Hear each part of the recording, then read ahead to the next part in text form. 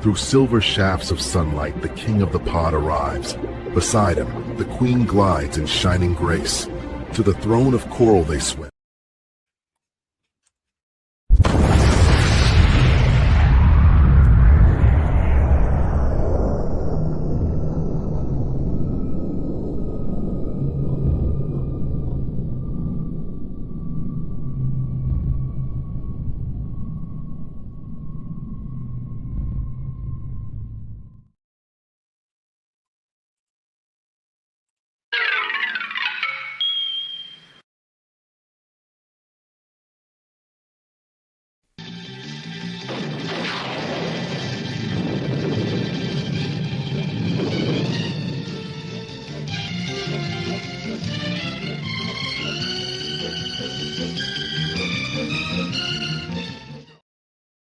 Good evening, everybody, and welcome to King Dolphin Television, a special episode for a special night.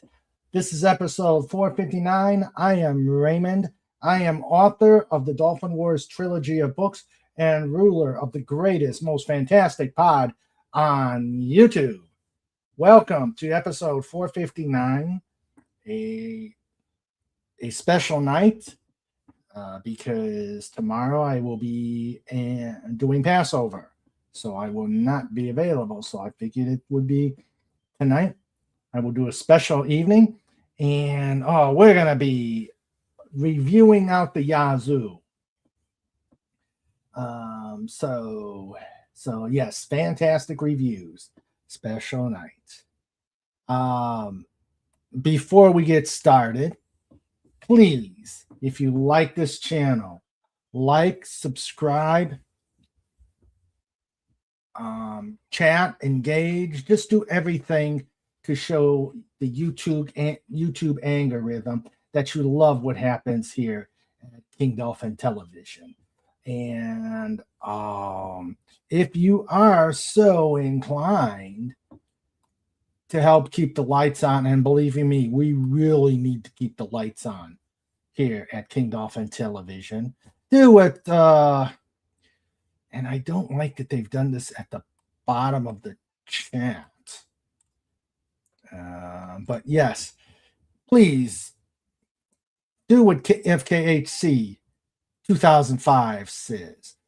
Make sure Dr. Raymond Boom doesn't send Snorty and Trike to collect his money. Pay in super chats, super stickers, or the tip link here. And boom.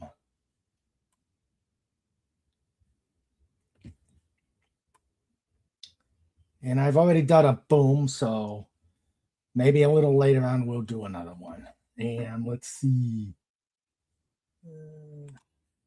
And Snorter Poopers diligently got the tip link up. And yeah, so please, we need to keep the channel, the lights on here at the pod. And so if you are so inclined, please do one of the ways to help us out here. And let me start welcoming who we got so far. I am going to put fair warning out there. It is just me here in the studio, me and Trike here in the studio. The Queen is out on an away, a meeting, an away mission, so she's not going to be able to attend the show tonight. So she's trusting me to not cause terrible mayhem. Now, you know, it's me and Trike. And Snorter Poopus is already saying, ruh-roh, the dolphin is unsupervised. Yeah, the dolphin and the dog are unsupervised. So who knows what's going to happen tonight. And of course, I got allergies, which really stinks. All right. So let me welcome people who are here. We got right now Crouching Taylor, Hidden Swift. Hello, sir. How you doing? And Snorter Pooper says, hail to the trike. And let's see. Oh, yeah. And before we go on here, you know, we tell you we would need the lights on here at the channel, But really, the real reason we need you to either do the tips or the super stickers are these two. I think this says it all. I don't need to say anything else. This says it all. What do you think, guys? Do you think this says it all? Why you have to put some ducats in the bucket? I think so. I really do. And Snorter Pooper says, hail to the trike. And Snorter Poopers nods his snoot. Yes. I don't know. These two shysters. I love them, but they are shysters. All right. So let me welcome the aforementioned Lifeguard Corps. We've got FKHC 2005, the meme master, the joke master, the one who is the person who tells people to pay up or else. We got the wonderful Legatus Legionii, who tells you to do other things to help out in the chat. And finally, the one, the only, the hardest working, the baddest bear on the internet. You know him, you love him. Just don't invite him to give you a bear hug.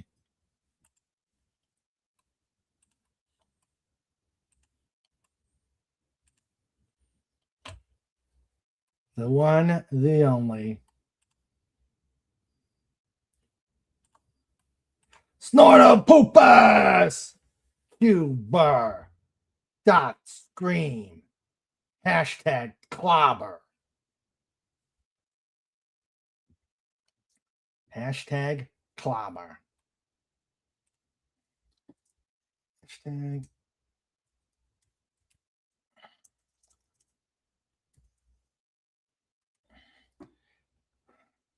Hashtag Clobber. Yup. There you go. All right.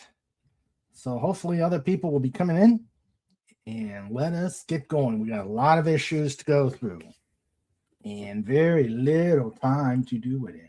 So I decided in talking, yes, R.I.P. Clobby. We miss him. I miss him. I decided to just, because it's a special evening, and secondly, I don't have to work tomorrow, and we don't have to worry about Pop Culture Breakdown, I could go crazy tonight. So what I decided to do is we're going to do the two normal issues of the Kirby era of Fantastic Four. We're going to do the Fantastic Four annual, and I think you're going to like this one. I'm not going to spoil it yet, but I think you're going to like this. And we're also going to do the debut of my second favorite era of the Fantastic Four, the John Byrne era. So I think this is going to be a fun evening tonight, and I hope you enjoy it. So let me get a poll out there.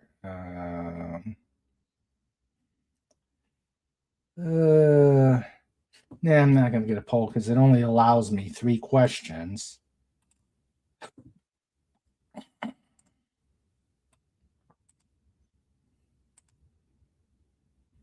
Oh, it does.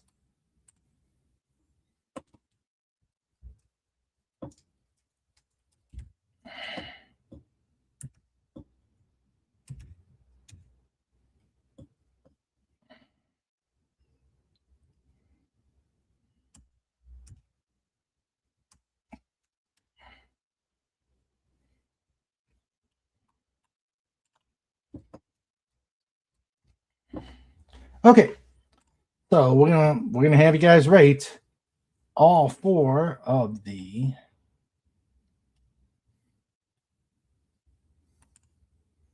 all four of the issues that I'm going to go through tonight.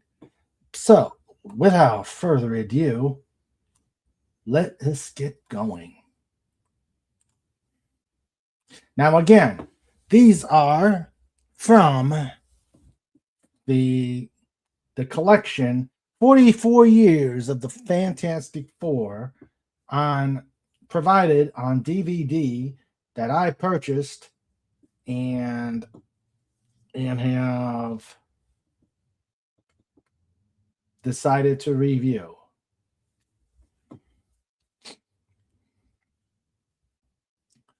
Okay, so let us begin.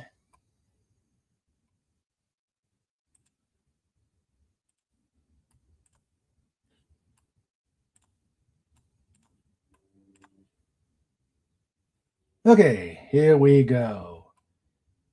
The world's greatest comic magazine, The Fantastic Four. The gentleman's name is Gorgon, or what a way to spend a honeymoon. This is right after the wedding of Reed and Sue. So, let us get started. The fabulous Fantastic Four learned that marriage is no guarantor of peace and quiet. The gentleman's name is Gorgon, or what a way to spend a honeymoon. Dreamed up by Stan Lee. Sketched down by Jack Kirby. Inked in by Joe Sinnott and lettered around by S. Rosen. Here's the shortest introduction on record. Mr. and Mrs. Reed Richards have set up housekeeping at the Baxter Building. There, hope we didn't bore you. And look at their names. Stretcho, Sweetums, Blue Eyes, and Matchet. Reintroducing Madame Medusa and the ever-delightful Dragon Man. Okay, so what would make one of the greatest scientific geniuses in the world waste half a day trying to modify a set of kitchen appliances? Marriage, what's that? What's what? That's what. So he's over there. He made a fully automated dishwasher mechanism. And Sue's already in an apron. And Ben is over there. Next, you'll be inventing a way to embroider lace doilies. You're going to set the superhero business back 100 years. And he's getting nauseous. And he's over there. Even the torch is sleeping. So Ben claps his hands saying, "Wake up!" Scaring Johnny. And Johnny flames on. And of course, Ben and Johnny are arguing. What's with you? What's with only you? Who were you expecting, Lyndon B? I was expecting to finish my nap. Most exciting thing to do around here. And Reed is telling him, stop the roughhousing. And Sue is saying she'll never get dinner ready with the commotion. And Johnny's going to get out of there. Johnny and Ben are going to get out of there because they don't want to be domesticated. Johnny says, hanging around here is being on the set of Ozzie and Harriet. Ben wants the fantastic car. Johnny is going to take a Stingray. So Johnny goes out and he sees the car open, the door unlocked. He's and then thinking about his girlfriend Dory, and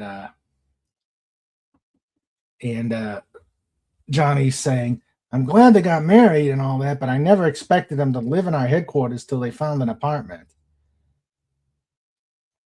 I didn't enroll to college because so much was happening," and he's thinking everything is Dullsville. But then all of a sudden a foot hits the pavement, and Johnny's saying, "What the?"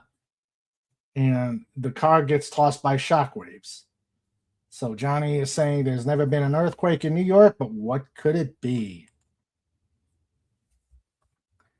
And it came behind him, and just then a girl said,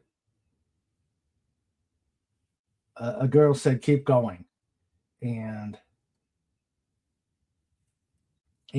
Medusa says, it was very thoughtful of you to customize part of your car, adding a small jump seat. It was a convenient place for me to hide. And she's pointing a vacuum gun at him, so to keep him from flaming on. So Medusa's saying, you're my only chance of escape, and let's leave the city before he catches me. Before who catches you? Gorgon. And Ben is getting ready to leave the Baxter building. Reed's asking him, do you gotta leave? And Ben's saying, yeah, boot me out of here. Next thing you know, the building shakes.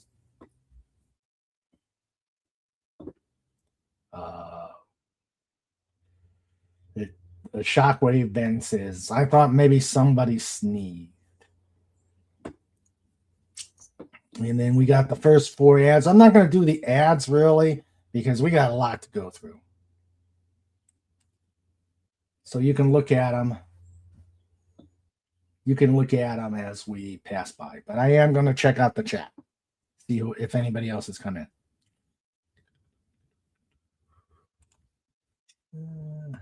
Well, hello, Lady Mist.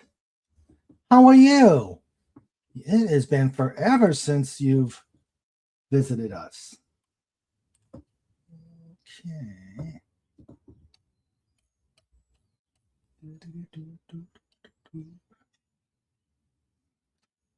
And hello, Pacific 414. Yeah, hello.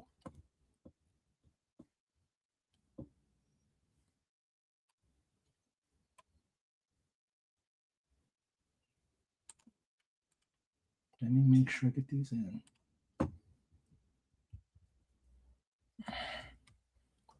Hello, Lady Mist. And the great Pacific 414.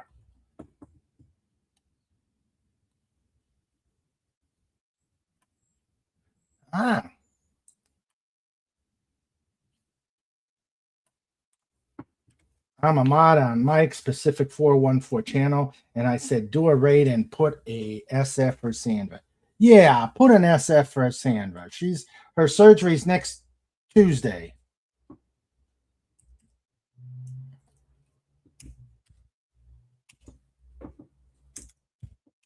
Put an SF out there. And welcome to the 2 of you. Okay. All right, let's see. Okay, let us continue. The shockwaves continue. And Ben is saying it's like a giant walking through the street with sledgehammer feet. He's a poet and he doesn't know it. And Sue's got Reed in a force field, and Ben says, no need to put one around me. And next thing you know, a couple of feet comes walking through the wall. And then he says, a couple crazy looking feet walking up the side of the building, poking right through the wall. This has got to be a gag. And then he looks out the window and tells Reed, you got to see this. So Reed, like a dummy, really smartest man on earth, and he puts his hand out and gets his hand stomped on with a big thumb.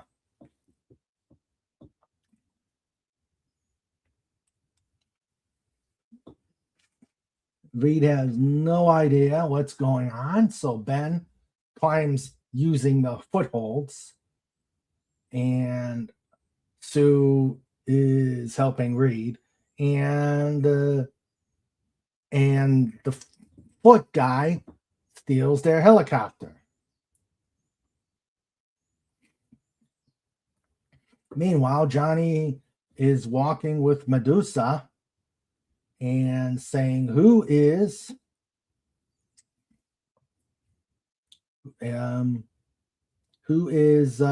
leading Medusa down by a lake. And she wants to make sure it's not a trap. And Johnny says, you're the one with the vacuum gun. This is near State University. The college Reed went to. In fact, they were there last year. And then Sue says, or Medusa says, we're going to wait here till I'm sure he did not follow us. Johnny's asking, what's the scoop with Gorgon? And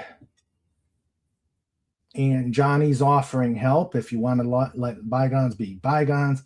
And Medusa says, do you think Madame Medusa would accept any help from any member of the Fantastic Four? Your presumption borders on insolence. So Johnny blasts a firebolt, but then the vacuum beam goes through, draining the oxygen.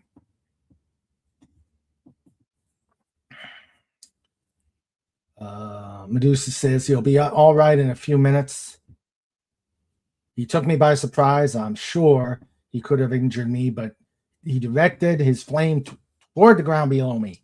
And she says there is kindness in him. But then, just when you thought things couldn't get any worse, they get worse. Because of the temperature caused by the flame out, a creature had been slumbering beneath the surface, is rudely awakened, and then comes out Dragon Man, shocking Medusa.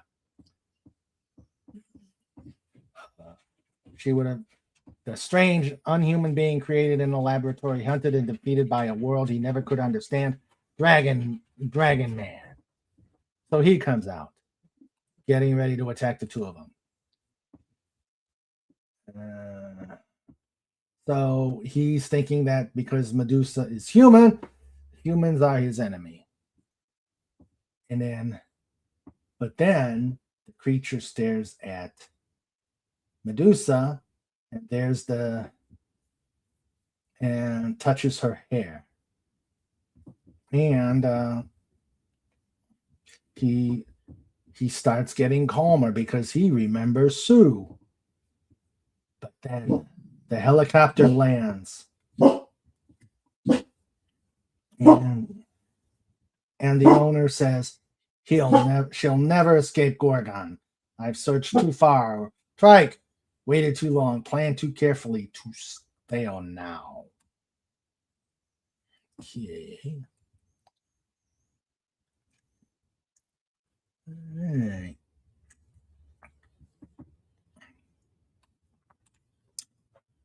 So he kicks a wall or a mound of dirt, and it hits Gorgon, or it hits Dragon Man. And so, but he who is called Dragon or Gorgon never expected to find Dragon Man with her. So the two of them start brawling. He uses his foot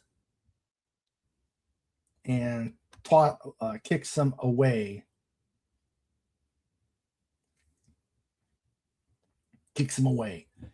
Medusa starts with the distraction. She runs to Johnny's car, and Dragon Man sees Medusa depart, forgets about Gorgon, flies to the car and picks it up and takes the car away. And the helicopter is following Dragon Man. Johnny wakes up And he flames on, saying she wouldn't have left of her own free will. Something must have happened. And he flames on and starts looking. He absorbs the flames on the fire and says, I'll search for Medusa. If I can't find her, better contact Reed. Whatever's going on, better looks like a job for the FF. And at the Baxter building, Ben's calling a stolen helicopter. And Reed is getting his arm fixed. And Ben says, the gorilla who walked up our wall didn't want any chances of us following him. He wrecked our fantastic car and pogo plane by kicking him. Sue saying, never heard anybody with such powerful feet. And Reed says the Hulk has phenomenal leg muscles, but not him. And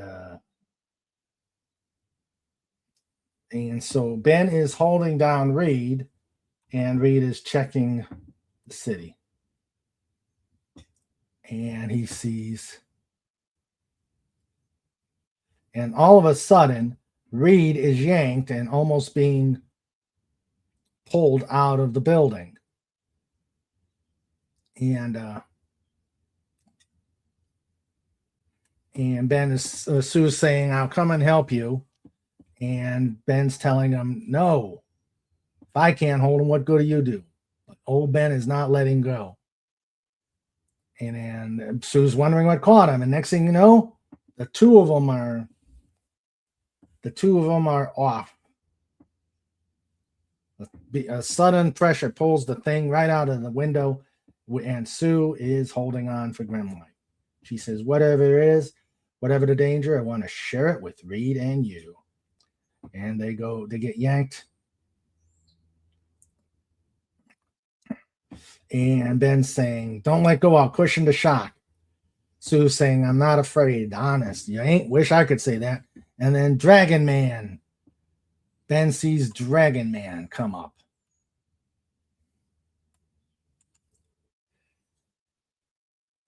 And Ben just decides to wallop him. He says, I don't know what's coming off, kids, but it's about time I had a chance to get a little healthy, clean cut clobbering around here. So he whacks Dragon Man. And Medusa's saying he was trying to protect her. Sue is recovering Reed. Sue's saying he'll be here any minute. And Sue's saying, what have you to do with all this? Where did Dragon Man come from? And who is this he? And Medusa says, you'll see for yourself in a moment. He's approaching now. He's followed me halfway across the world. And all we hear is, Medusa! All right. Okay, any comments out there in the chat? Everybody's still welcoming Lady Mist and Pacific 414. Good to see you again. And next thing you know, there's a foot in the wall. And Gorgon says, stand where you are. It's only Medusa that I seek. And Sue puts up a force field to keep Gorgon from Medusa. But Sue is telling Ben her force field can't hold him off much longer. And Ben is heading over there with the clobber in time, but next thing you know, whaps Ben with his tail because he thinks Ben was going to hurt him. And Gorgon and Dragon Man take a fight or brawl, or at least Dragon Man charges and then is knocked by the feet. Sue said his power is in his feet. He shed a a shockwave toppling Dragon Man, and Dragon Man goes all the way down floors of the structure.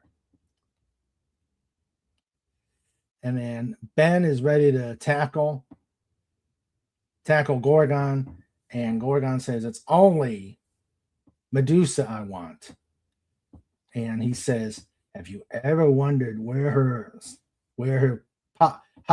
hair power came from? She is the same race as I, and I must bring her back where she belongs. It's forbidden for her to mingle with others." Ben is all set to take on Gorgon, but then Reed says, "There's more to this situation." And Ben says, "You're more fun when you're unconscious." Reed wants to learn. Reed wants to find out more about this race, but Ben wants to pulverize him. He says, yeah, I know you're hooked on learning, but can't you wait until I'm done pulverizing him? He'll be easier to talk to then.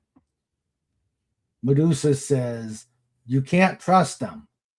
You don't know how powerful he is, how dangerous he can be." And then Johnny appears. And Johnny circles Gorgon, and Torch says, "Don't interfere." And then he's ready to throw a fire spear at him, but Gorgon kicks, and then the shockwave. Oh, get big with Bruno Sammartino, a legend in wrestling.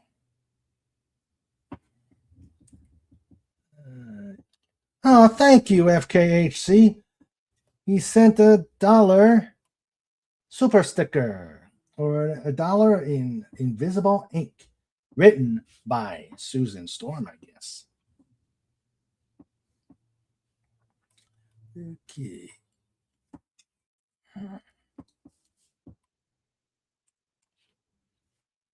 The shockwave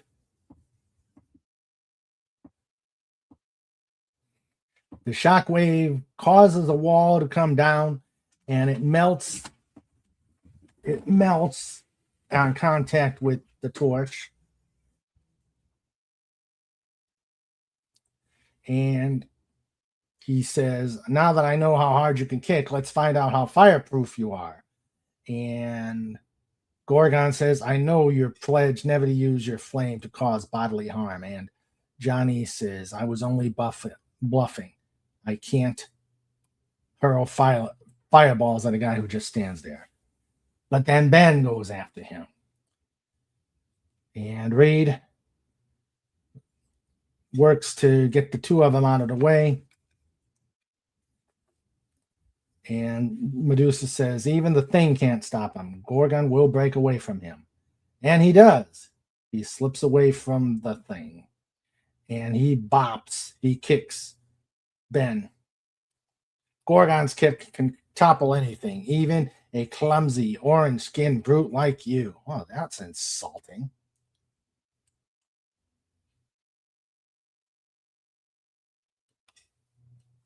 And he says, "I've only been toying with you so far. My power is infinitely greater than you suspect." And Reed says, "No more." And says, "Let him handle it." He says, "You want Medusa. Tell us why. Where are you from? Why could you have followed her?" And she says, Gorgon says, "I'll do more than tell. I'll show you why you dare not refuse to hand her over to me. I'll show you the unimaginable power of Gorgon." He thumps his foot down. The shockwave goes through the sidewalk, hits a condemned complex of buildings, and the buildings crash to the ground. And he's already saying he can destroy an entire city. And he says, "The choice is yours. Do you surrender Medusa to me, and allow us to leave without further incident, or do you endanger the lives of countless millions when I strike again? And Johnny is shocked, one kick, and Ben saying, okay, you're the leader. And then Medusa grabs them all and tosses them to Gorgon. Ben says, I hope I forgot about that nutty living hair of hers. Reed says, we weren't going to sacrifice you. Johnny says, I don't blame her for distrusting us. And then Dragon Man comes to cause issues, and guided by the shockwave from the kick. And he comes crashing through, growling.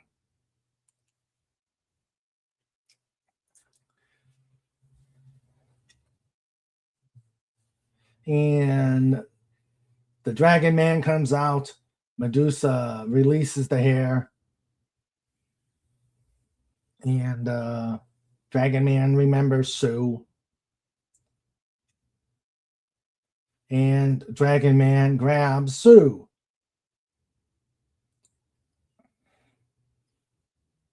And Reed says, I can't grab him. Any sudden move might make her fall, but we can't let him fly off with her. And so he goes with Sue. And then Medusa is caught by Gorgon and gets a kick. The building gets a kick, and the Fantastic Four gets buried in a building. And the entire building upon which the FF have been standing collapses into a mass of falling, crumbling rubble. Next issue, one of the greatest rescue operations you've ever marveled at, plus the startling, staggering, sensational origin of Medusa, the mystery of the hidden race. Expect the greatest and you'll be pleasantly surprised, unless you're a Yancey Streeter. All right, so that is issue 44. Let's see. Any comments? Let's see. No comments yet. Let's see how the poll's doing. Okay. 50% for issue 44. 50% for 238. We haven't done 238 yet. All right. So, okay. So now,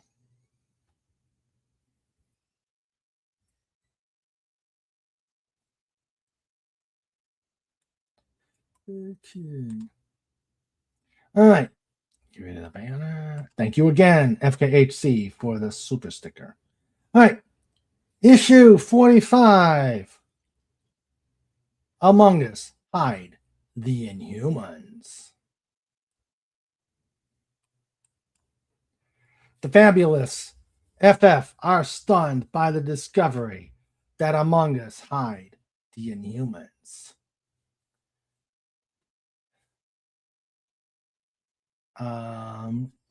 In case you goofed off last issue, here's what you missed. The gigantic Dragon Man flew off with Reed Richards' bride while the mysterious being named Gorgon finally succeeded in capturing Medusa. Then, to prevent the FF from pursuing him, Gorgon caused the entire deserted building to collapse with an awesome, ear-shattering kick. Incredible story by Stan Lee. Incomparable penciling by Jack Kirby. Invincible inking by Joe Sinnott. Inevitable lettering by Artie Simek. And Reed says, Johnny, grab my hands before it's too late. Johnny says, will do, but what about poor Ben? Ben says, don't worry about me, kid. Save Reed. He's the one who really counts. I've been nothing but a thorn in your side for months anyway. Oh, come on, Ben. Stop it. And Reed wraps around Bren, and Johnny grabs Reed, and they extract Ben. Okay. but then he loses his grip. Reed tells him to drop.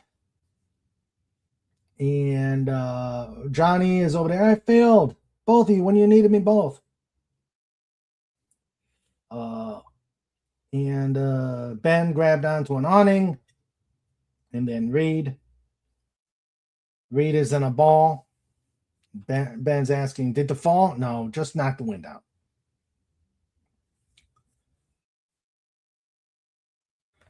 Reed saying, or Ben saying, what was that fight all about? And Reed says, Dragon Man has Sue and flew off with her. And he tells Johnny to spot them. Johnny starts searching for the Dragon Man. And he finds Dragon Man. He's about as easy to miss as a H-bomb's mushroom cloud. And he's zapping him with fireballs. Stu is trying to tell Johnny he's all right, but Dragon Man's wings and the wind are keeping him from hearing her.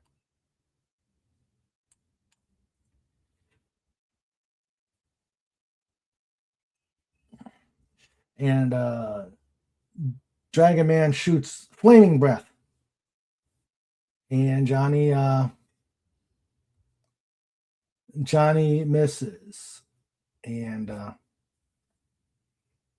or the blast misses.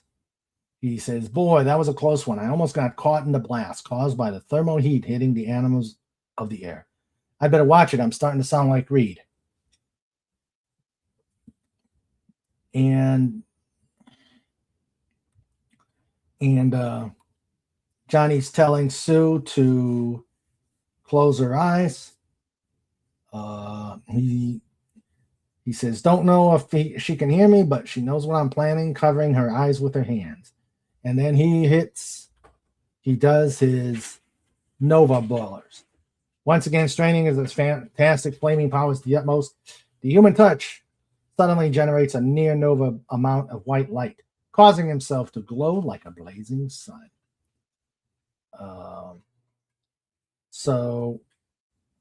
So he crashes to Earth, releases Sue, and now Johnny is getting ready to go into him. But then Sue yells at Johnny, stay back, leave him to me, I'll handle him. We'll see how she handles him. Let's go back to the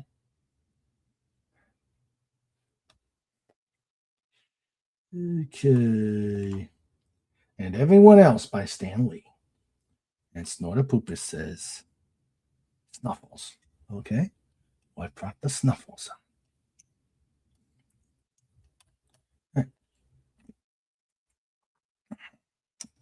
Okay. And here we go.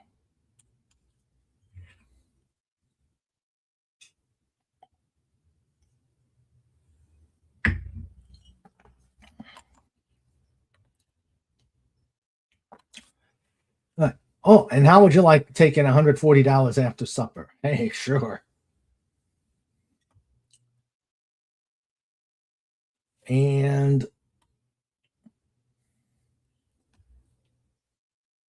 then in prison, some guys over there are yelling, are teasing, hey, Sandman, you want to act so high and mighty now, and you'll never bust out of that cell. And the guards is saying nothing can seep through the 12-inch block of plastic. So Sandman's saying, what's stopping Medusa? Wizard's in the hospital. Medusa's still free. What's stopping her from getting us out of here? Trapster is saying, if they hadn't taken my traps, I could get us out of here myself. Sandman is saying, I have to be stuck with Trapster without his traps. And Trapster saying, a lot of good you're doing us. And there's no space in the plastic, but then he sees the window. He's making his fist rock hard to punch through the window, but then Trapster says, they wouldn't make it so easy for you. And then he hits it. He hits it and is zapped by an electrical shock. And then meanwhile, another pane has slid back to place and back to the drawing board. And Sandman says, at least I tried. It's more than Medusa's doing. Where in blazes is she? Trapster says, maybe she lost interest in the fight for, but I'll think of some way to get us out of here. The Trapster isn't beating yet. You'll see. Okay. And then Reed and Ben are at the Batsplitter building and looking on the scanner, and Johnny is leading Dragon Man and Sue back. They get to the rooftop, and Reed says, Reed, darling, I hope you weren't too worried. My wife seized by Dragon Man and carried away. What on earth was there for me to worry about? And Ben says, I'd say that flying freak is trying to smell. And Johnny says, Sue tamed her. And Sue says he's got the mentality of a child. I convinced him you wouldn't hurt him. And Ben is saying, what do we do now? And Reed is saying, I wish the answer was easy to find. Sue says there is something appealing about him. And Ben is saying, if you think he's appealing looking, no wonder you dig me. Maybe we can teach him to bark and make a watchdog out of him. Johnny goes to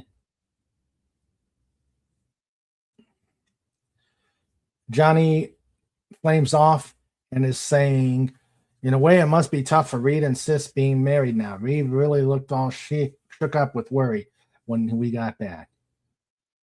And he decides to take a nap. But then he decides to call Dory to see what's going on. And he calls her. And he says, how about swinging a soda with me while we talk about our favorite subject, us? And she says she can't make it. A chance to go out with me, and she says she's got another date. I always thought there was something strange about that chick.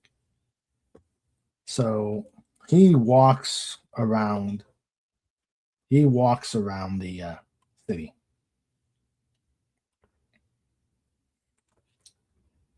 And he ends up in a slum that's going to be torn up.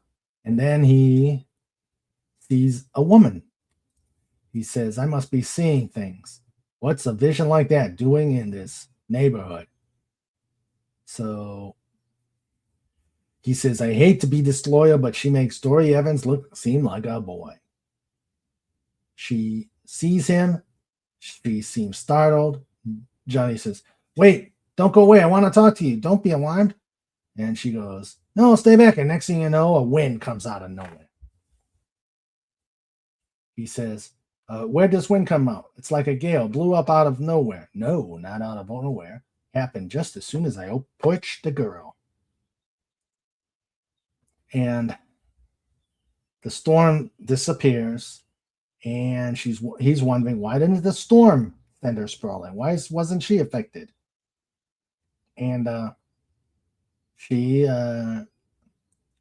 says she caused it in order to get away from me. I don't know why or how, but I'm going to find out. That's not a kind of girl a fellow forgets now or ever.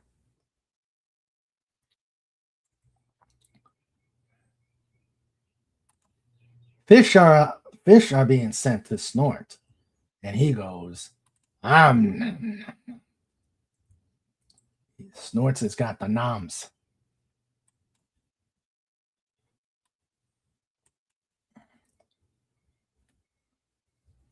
Okay, and so they're going to make a home for Dragon Man.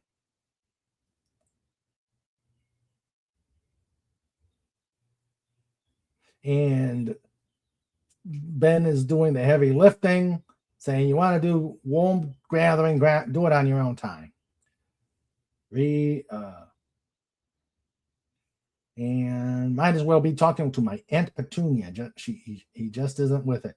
Reed says, easy with that iconometric thermostat, Ben. Try not to shake it too much. And Ben is hauling it. And Sue says that Dragon Man is almost seeming to understand. And Sue's got a device under force fields. And she says, Johnny, you almost walked into my spheres carrying that equipment. And Johnny says, well, if they're invisible, how do you expect me to see them? And she said, you could have seen the electro intensifier on top of them, young man. Ah, rats. You always got an answer for everything. And she says, Johnny, don't be insolent. And Ben and Johnny get into it again. He's saying, you're looking for sympathy, go look elsewhere. And Ben's saying, if we weren't pals, I'd make you eat the words after I got done clobbering. And Johnny heads out. And he goes out to the alley and then sees the gal again. He says, wait a minute, I don't bite, I just want to talk to you. If they learn that I was seen by anyone, and Johnny says, a gal with your looks ought to be seen by anyone, but wonders who she means by they. And then all of a sudden, wood goes on fire. And Johnny flames on and gathers the blame. Sue and the girl says, you have hidden powers. And says, you must be one of us. Why didn't you say so? And Johnny says, I'm one of you, trying to find out what's going on. I'm one of you. That's what I've been trying to tell you. She says, my name is Crystal. What's yours? And she says, I'm the Human Torch, but my friends call me Johnny. And Crystal says, I'd like to be your friend. Humma numma. And Johnny asks what she's doing here alone. And then she says,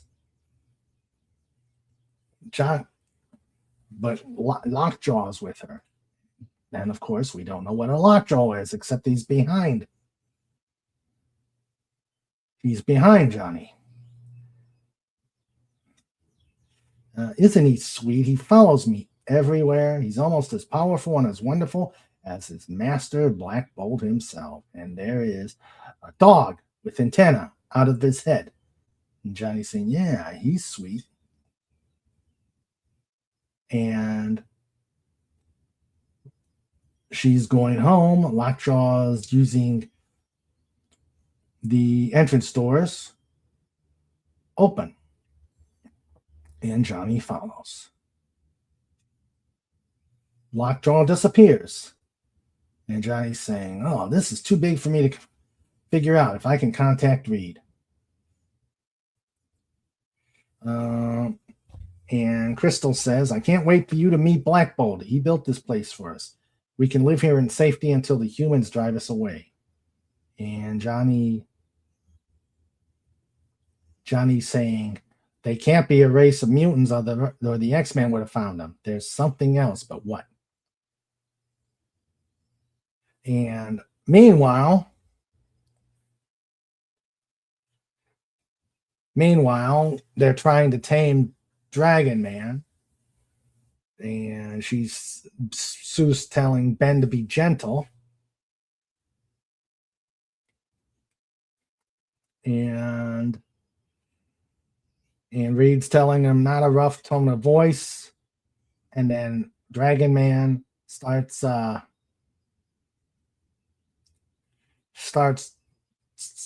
approaching Ben, and then Ben's getting ready to engage Dragon Man, and Dragon Man kicks Ben,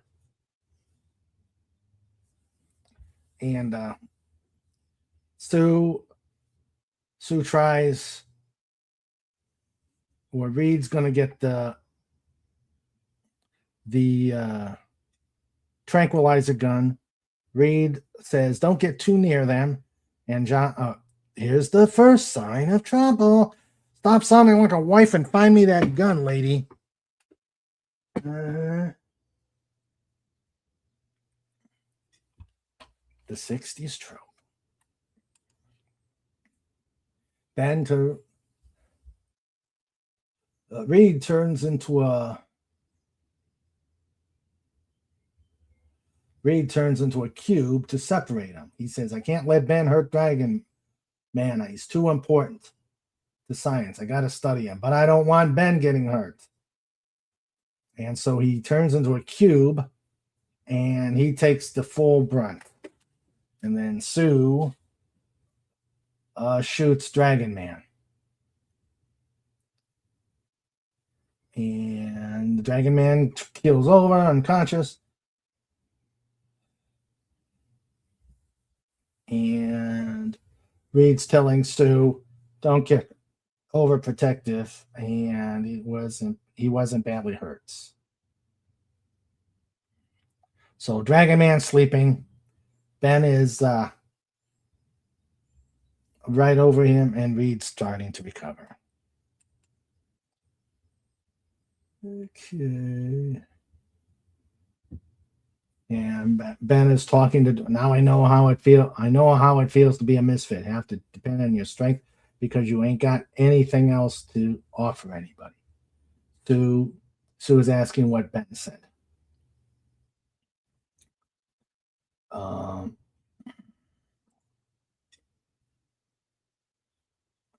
And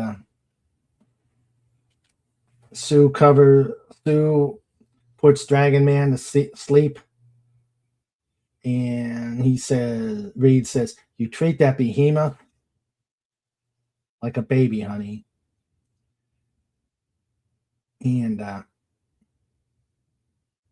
he says, "Despite his great strength and size, he seems to need kindness and protection." And then Ben starts his self-loathing. "That's the way Alicia must feel about me. Can't be love, it's pity. Pity of a beauty for beast." And he hasn't heard from her in days. And then he's saying that Reed can't do the impossible, and he might as well get used to the idea Grimm is dead.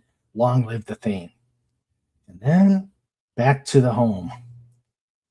Johnny is wondering how could they have a place like this with no one suspecting the existence. And even though Black Bolt isn't home yet, you'll be able to meet the others. And they meet Karnak. Who has the power to find the one weak spot in any object and destroy it. And then he smacks the marble, and it is shattered with one chop. And Crystal introduces Johnny to Karnak, who flips him. "Grasp my hand and you'll see why none take liberties with Karnak," and flips him. "There is none I fear except for Black Bolt." And then after landing on the floor, Johnny lifts his eyes to see Gorgon and Medusa. "Here are the others. Gorgon brought my sister back." And Gorgon says, "You." And Torch says, "Why didn't you leave it alone?" and told him, "Don't harm the boy. He once befriended me. Triton is not going to do it."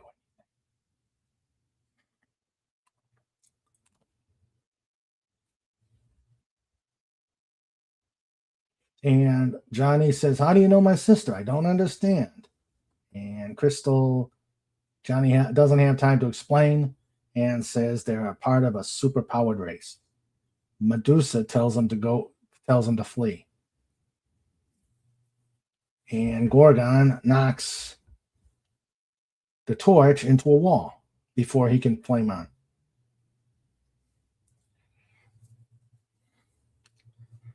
And he has the power of limitless flame, but you can stop him, Triton. No, he's only a youth. You who tried to desert us have no right to speak. Triton shall handle him. And then a wall comes to trap him. And he says, "Boy, Crystal's kinfolk make the monsters seem like a nice, average, typically American family." And then he's trapped with no way to warn the Fantastic Four. All right. Okay.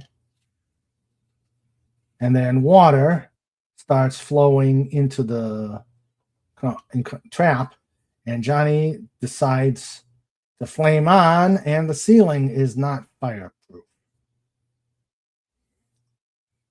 And Johnny escapes and does a signal. He says, well, Gorgon, he's escaping. Triton failed. When Black Bolt learns of this, his anger will be unimaginable. And then Johnny makes a 4 to alert the others. Reed says the alert signal from the torch that he's in trouble. Ben is saying he doesn't want to be alone with his thoughts, and then they head to an airjet cycle. Luckily, the airjet cycle is finally completed. Hop on. We'll be there in no time. You mean that nutty-looking contraption will carry the three of us? This I gotta see. And there they go. The airjet cycle flies. I like this one. I like this vehicle. Ben says, I never in a million years would have thought this would have worked. And Reed says, the built-in automatic compensator is always zeroed in. This could find Johnny by itself. And then they land to the building. And Sue says, what are you doing here? And Johnny says, I found Medusa and a Gorgon in what looks like a whole race of Inhumans. And Reed says his suspicion was correct that Medusa and Gorgon were related in some way. And Reed said, Johnny says they've got a giant dog named Lockjaw who pops out of nowhere, and a character named Black Bolt that hasn't been seen yet. Ben is saying, you got to be kidding. Reed saying, he's not kidding. And then they're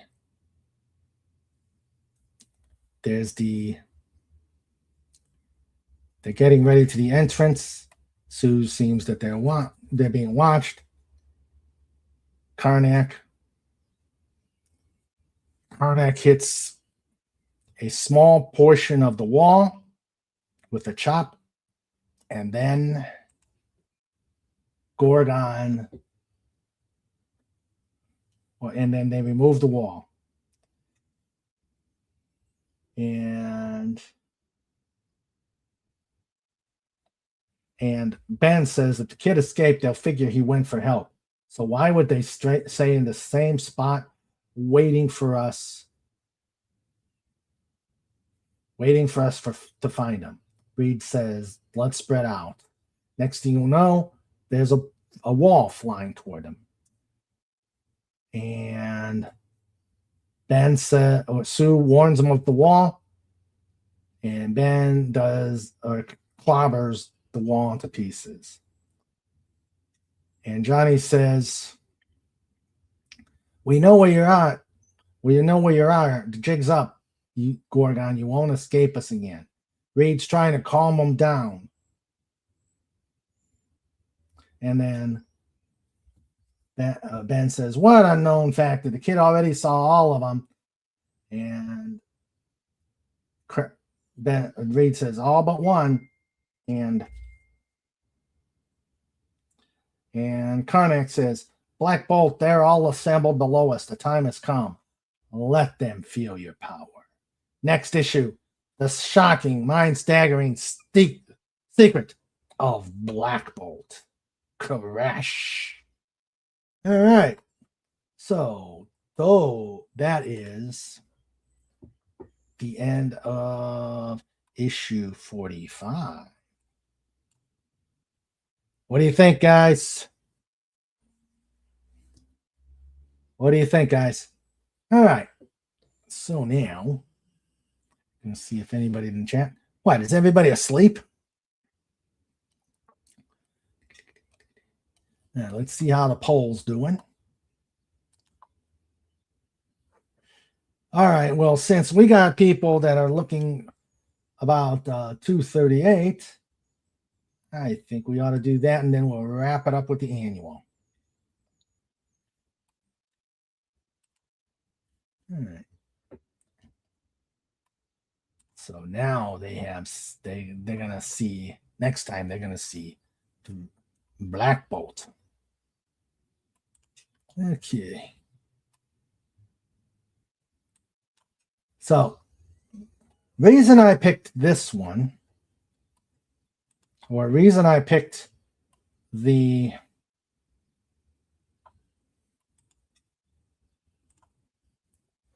reason I picked the BYRNE era is, yeah, I love Kirby. I love me some Lee and Kirby. But next to that, I love me some John Byrne. And his run, he brings back all the joy that is Jack Kirby, and made it, pretty much brought me back into the Fantastic Four. So I think we're going to start doing some Byrne as well, if everybody likes that. All right, so let us go to issue 232 from the 44 years of the Fantastic Four.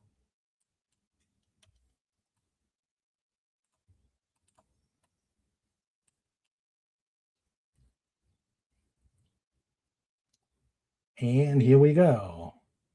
Diablo has the FF under his mercy. Or does he?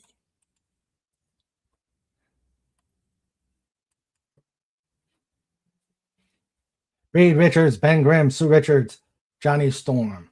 Together they braved the unknown terrors of outer space and were changed into something more than human. Mr. Fantastic, the Thing, the Invisible Girl, the Human Torch, and now the world will never be the same. John Byrne, Words and Pictures, Bjorn Hayne, Inks, Jim Novak Letters, Glynis Wine Colors, Jim Salakroop, Editor, and Jim Shooter, Editor-in-Chief. Back to the basics. Diablo says, the Fantastic Four, my old and much vaunted foes, shall soon learn who is truly most powerful. Soon I will destroy them as easily as I've conjured their images. The arcane potions fill the air with their noxious fumes, and the candlelight glimmers in eyes not a little mad. He is called Diablo and is the master of the arts alchemical. So he he pulls out, he has some small little creatures, and he's going to use those as tools for defeating the Fantastic Four. But then somebody knocks on the door. Mr. O'Blade, Mr. O'Blade, open the door. And he asks if there's a problem. She says, "Are you cooking in your room?" And Diablo says, the disguised Diablo says, "Wouldn't think of such a thing." And Diablo says, "Always prying, forcing me to waste precious potions on masking spells." And he activates a spell. He moves. She and her sniveling, snooping ilk will be crushed beneath my heel. And then he starts doing some spells, crushing some herbs, and says, "Arise, my little ones, send out your primal spirits, seek out our enemies, and crush the Fantastic Four." And first place we see is a beauty salon, and there is Susan Storm Richards, the Invisible Girl. She's the hair person says, this new cut will make you 20 years younger. And Sue says, "I'm sure my husband will love being married to a child." And she says, "Isn't the Veronica Lake a little passé?" And then all of a sudden, a bunch of dirt and rocks fly out of a construction site. And a creature comes out saying, "Hear me, I am Comfort, she who is the Invisible Girl. Woe betide those who stand in my way." Okay. All right. And Sue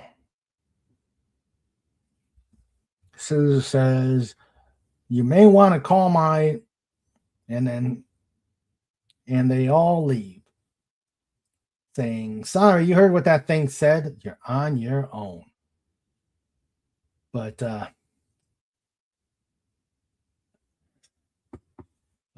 because Reed suggested that she practice control of her powers, she's kept her uniform invisible under the street clothes, and now she can shed the outer garments without making the front page of the National Enquirer.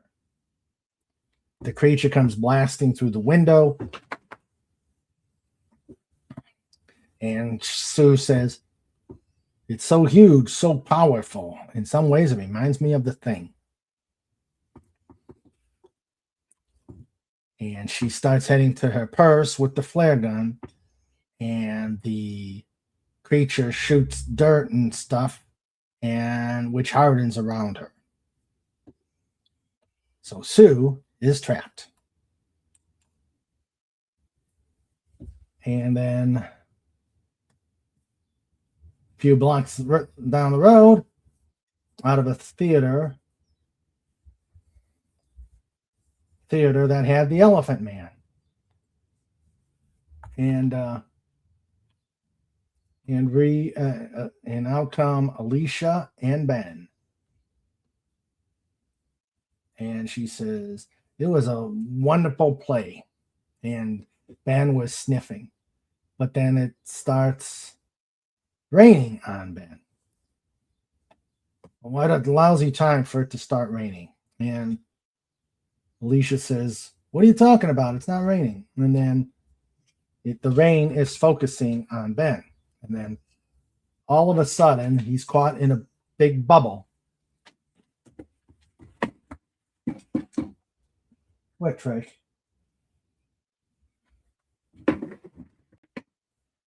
And then Ben is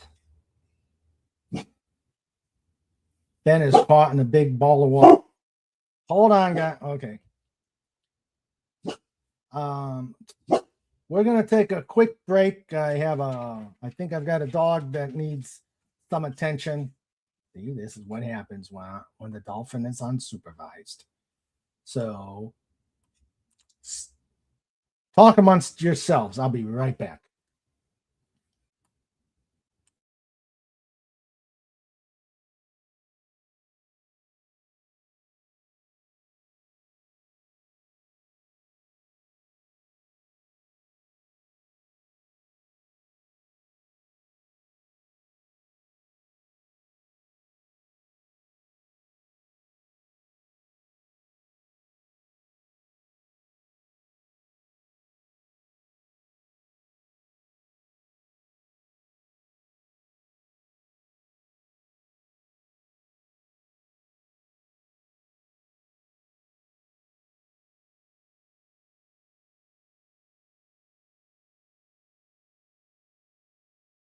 Okay, I'm back. So Ben is caught in a bubble. He was breathing out when the water hit him. And he says, I was breathing when this thing hit me, and no more than a couple of seconds of air. Got to keep calm. If I'm panic, I'm done for. So he tries to dig in the sidewalk to find air.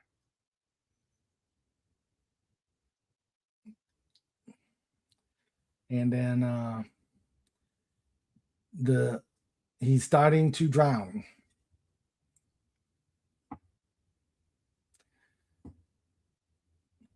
And then above the air, there's Johnny, the Human Torch. And he douses his flame. And because somehow Frankie doesn't like flame. So he turns into... He douses the flame and then walks to her. Frankie, her name is Frankie, and she half expected him to come swooping down, blazing like a bonfire.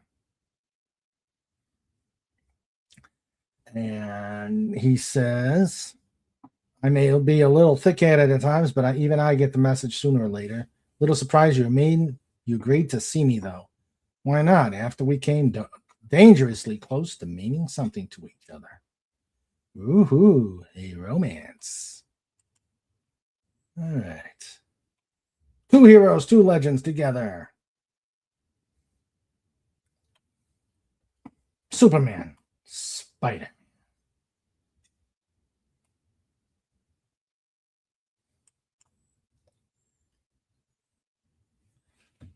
And then Johnny's saying, I was ready to quit the FF, ready to give up being a Human Torch. Doesn't that tell you how I feel? And Frankie says, so much more. You don't know me. You don't know who or what I am. And Johnny says, I love you, Frankie. What more than I... And all of a sudden, the wind starts blowing all over the place and separates the two of them. It's a tornado. The wind dropped Frankie and is blowing him all over the place. And he's knocked down to the ground, and the tornado turns into a human. And then is the Baxter building. And Reed is in one of the laboratories. Reed is detecting some energy that's in the city, but the scanner can't seem to detect it. And he's curious that the instruments should have been able to detect it. And then he feels that it's hot in there. And Reed is getting ready to open the window. And then all of a sudden, a burst of flames bursts through the windows. Reed says, "Johnny, is that you?" And a creature of flame starts attacking Reed. He says, "I am he who is the living flame, and I am your death, Reed Richards." And Reed is wondering if some sort of fire, elemental fire creature, and the flame engulfs the Baxter building. And then Ben or Reed bounces all over the place to avoid the creature. And then the creature starts talking. "Your puny attempts to invade me will avail you not, Richard. Soon you will die as my counterparts are even now destroying your partners." So Reed bounces out of the Baxter building into the air. And he said, "Only my speed saved me from a serious injury." Okay. Bubble Yum's got the number yum taste. Pass it on.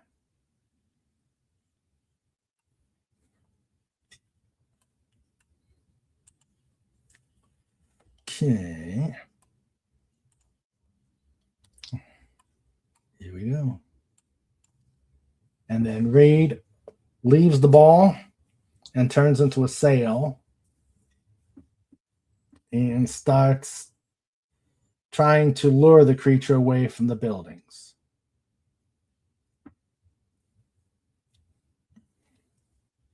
And he goes to the park, which has got a wide open space and too much, and the leaves are too damp. So he lands right by Frankie.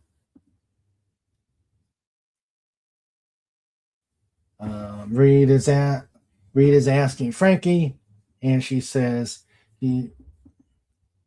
there is some sort of wind thing, and which is killing him. And Reed has calculated that the attackers are the four elements. Fire attacked Reed, air attacking Johnny, earth and water are after Ben and Sue. And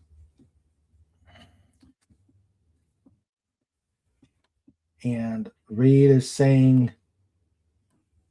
telling Johnny to flame on. And the wind guy is saying you should have been finished. So Reed surrounds the wind creature. And then the flame guy is ready to attack Reed again, saying, "Occupy his attention about a minute and I'll blow the ashes to dust." And then Johnny flames on. And the creature says, "Stay away. Our master has forbidden us to battle our analogs." And Reed. And so the flaming creature flies away from Johnny, and Reed began to figure it out. And then Reed wants to warn Ben and Sue, and he fakes weakness, and then runs away from the wind creature.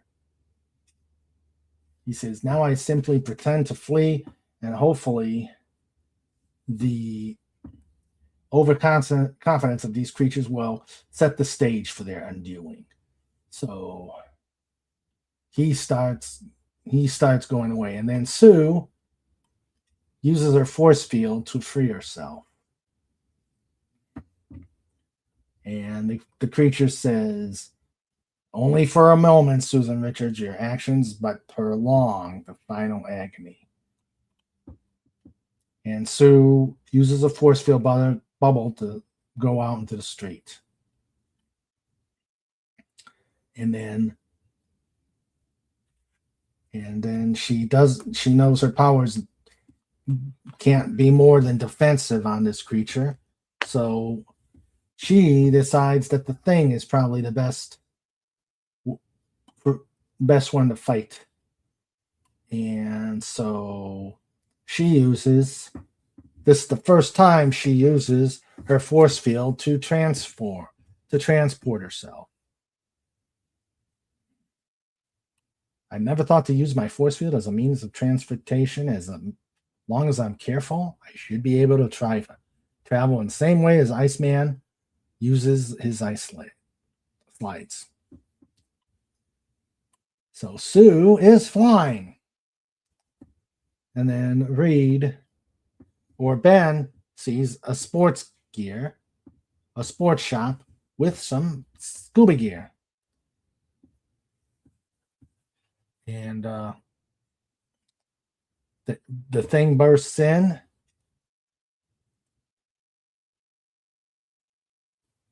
And he's trying to find a scuba tank. And the gal is saying, "Do something. He's drowning. Yeah, he's what can I do?" And the gal tosses the air hose into the prison, giving him oxygen. And then all of a sudden, he's freed. But then the water creature goes after the gal. And Ben is saying, "Get another tank," but there's only the demonstration model. And so he decides he either can surrender the air tank to the woman or watch the rescuer drawn, and Ben gives her the air. And the water creature comes after Ben, but next thing you know, it doesn't reach Ben.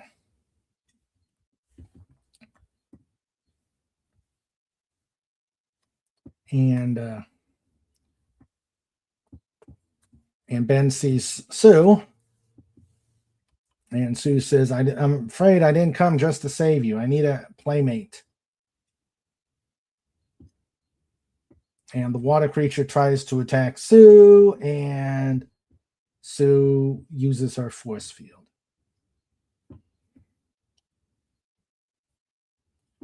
And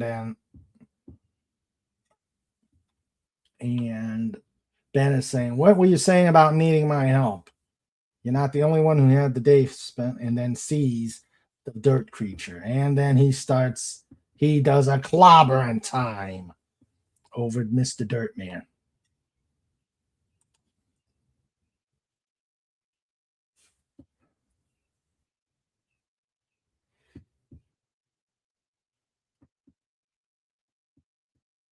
And the creature, he busted up the creature, but then it hits Ben with a big fist of dirt.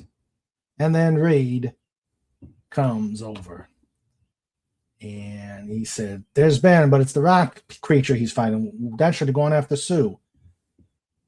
And then he sees Sue coming out of the sports show, the sporting goods store, soaking wet. And Sue must have lured the rock creature over so Ben could take care of it. And he sees a generator. And he takes 2 live wires and starts heading to the foe.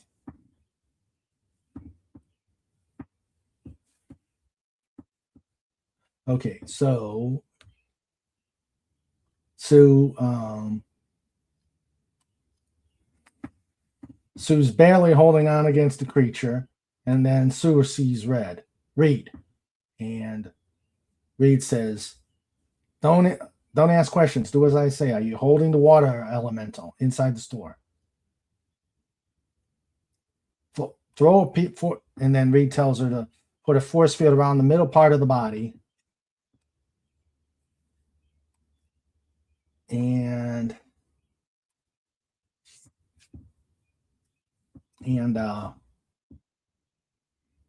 Reed tells her that he's got the air elemental. So Reed goes in, and the water creature says, "My master does not wish me to battle you." And Reed says, "I've come to put an end to this." And he uses his power to shock the water creature, and it turns into gas. So it broke down into hydrogen and oxygen. And he also figured out who's behind this. And Ben is saying, gotta change their state of matter. So Ben pulls out a water pipe and drenches the water creature, turning it into mud. And Reed tells Sue to start putting pressure against the gas.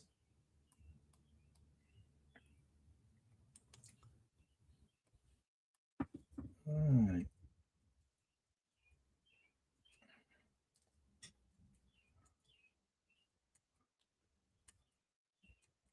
Okay, so there's Ben for subscribing for Marvel Comics.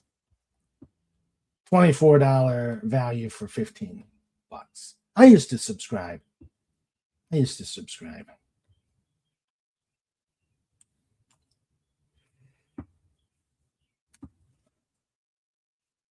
And then Sue is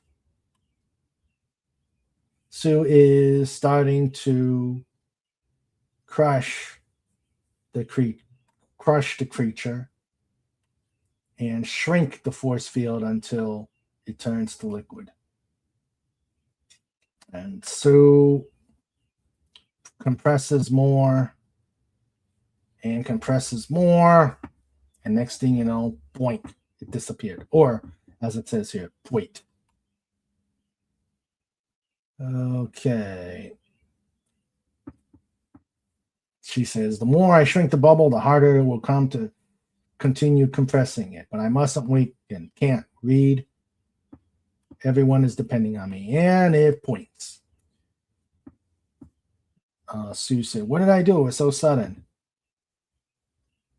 The pressure caused the air to become liquid, and at the precise moment of transmutation, it ceased to exist. And Sue has got a headache.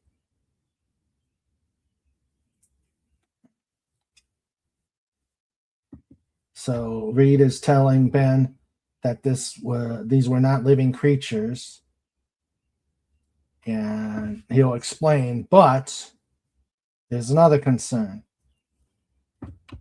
Torch was after the fire elemental, but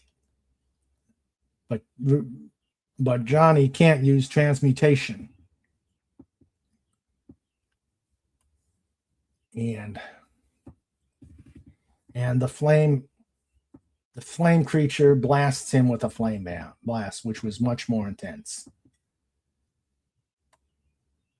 And then he's trapped in shrinking bands of flames, and he says, "Now is the hour of your death, Storm. You merely generate a flaming plasma. While I am the living embodiment of all that is fire, I am flame." So Johnny figures it out. He starts going up, up, up, high enough, high, high. And next thing you know, he's high enough where he can go use his turn into a supernova. A mile above the city, the torch halts, suddenly channeling every iota of his power into a single burst. A burst that rivals the energy of an exploding star. The creature says, "Fool, no degree of flame or heat can harm me. I am invincible." And then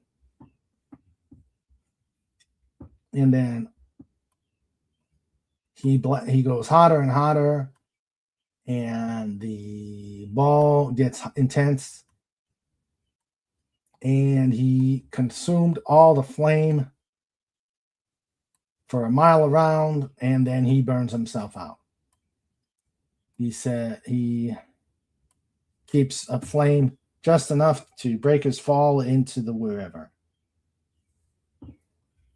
He gets the attention of a tug and is picked up. Reed says that the torch was all right. The tug fished him out of the river.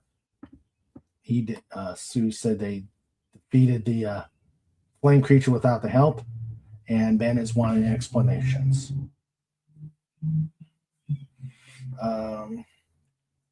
Reed figured they were elementals, and that they only have one foe who would use alchemy against them. And Ben says, Diablo was dead, solar furnace.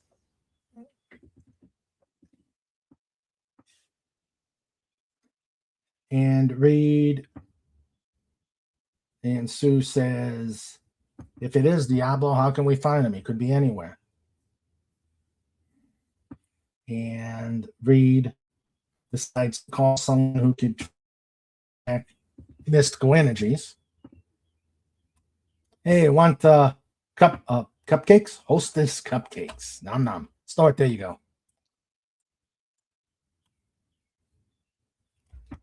And then Diablo starts his escape, and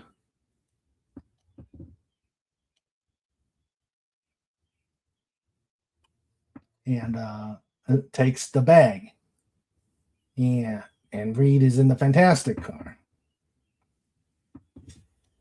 He says, "Mr. Fantastic, you found me, but it does not matter. You cannot connect me with any crimes against you." And Reed is saying, not with the attack on the FF, but there were some missing statues representing the four elements stolen from museums around the globe. And they look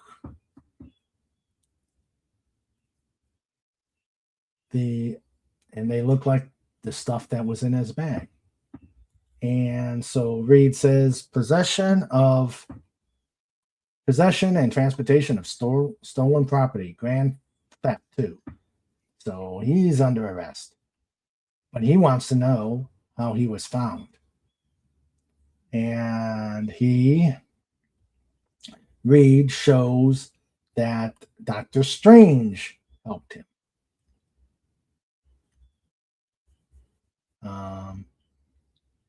Ben is saying, "Thanks again, Doc. Anytime we can do you a favor, just ask." And the doctor says, "That I will, Ben Graham." And he says, "Though 'tis rare that our paths cross in this fashion, in separate ways we battle a common foe.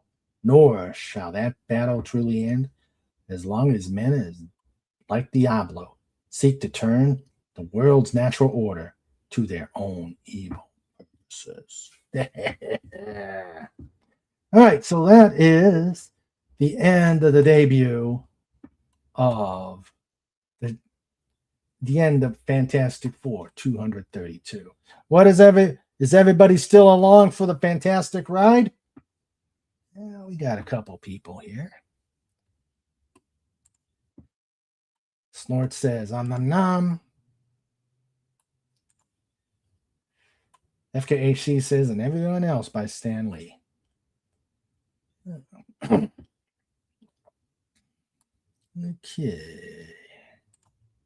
All right. Okay, and now the last one the last one that we will do for tonight.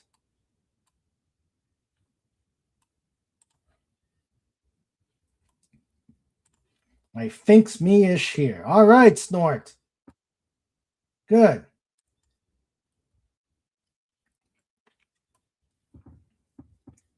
All righty. Let's go to the last one. I found...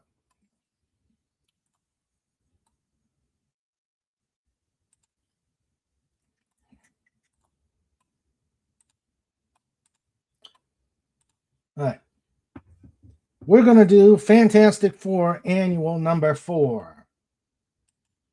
This one's going to be a good one.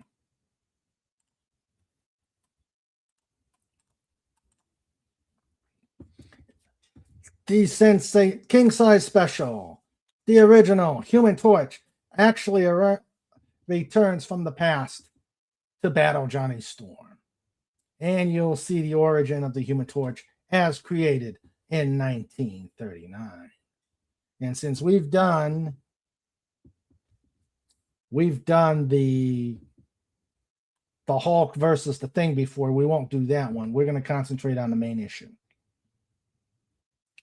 So, here we go.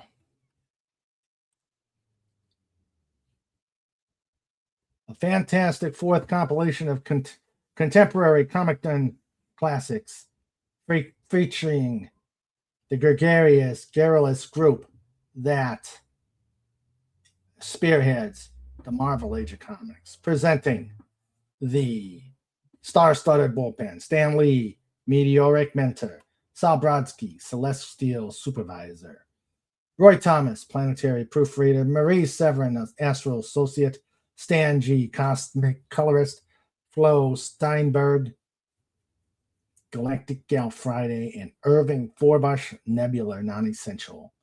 The surprise of the century: Johnny meets his Golden Age namesake in a cataclysmic clash that upset Marveldom in its year. The torch that was. And then probably the most praised, most magnificent, serialized spectacular of all time, reprinted from FF 25 and 26, the Hulk versus the Thing and the Avengers Takeover. But we won't do those two.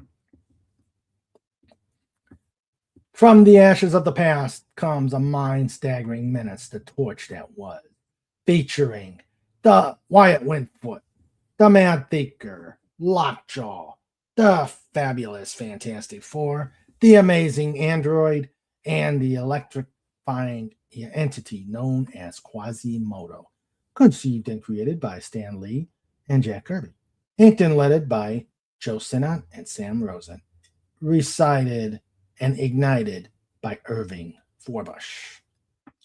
And there is the cast of characters.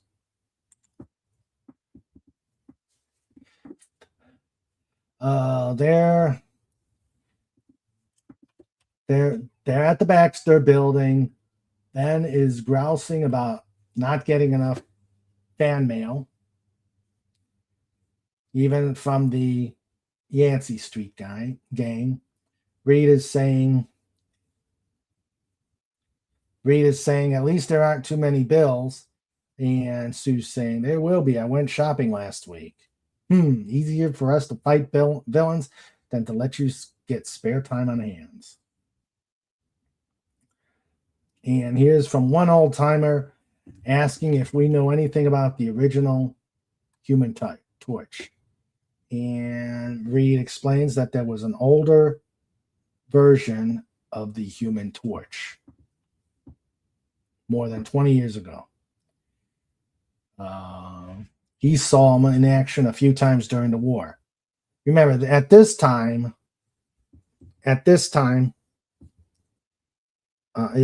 still 1960, so Reed and Ben were both fighting in World War II. And there were rumors that he wasn't really human. And then all of a sudden, a blast of light comes, and Reed's telling Sue to put her force field up. And then all of a sudden, Johnny, Wyatt Windfoot, and Lockjaw appear. And so Sue's saying, we thought you were trying to find the Indian humans. And then but Johnny found Lockjaw. And they tried to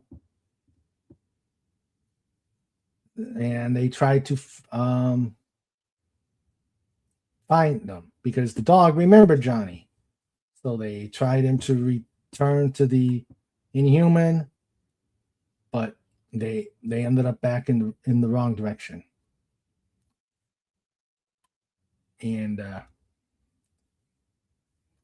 Reed says, if we can find a way to harness the power. Johnny says, I just want to see Crystal. And they almost made it. And he says, it's Lockjaw's fault. He's always trained people to lead away from the Inhumans so they can't be fined. He just can't help himself. Ben is saying he can help himself pretty good, and Johnny is heartsick. Sue's trying to reassure him. And Reed is saying, we still have the dog if we can prevent him from vanishing again.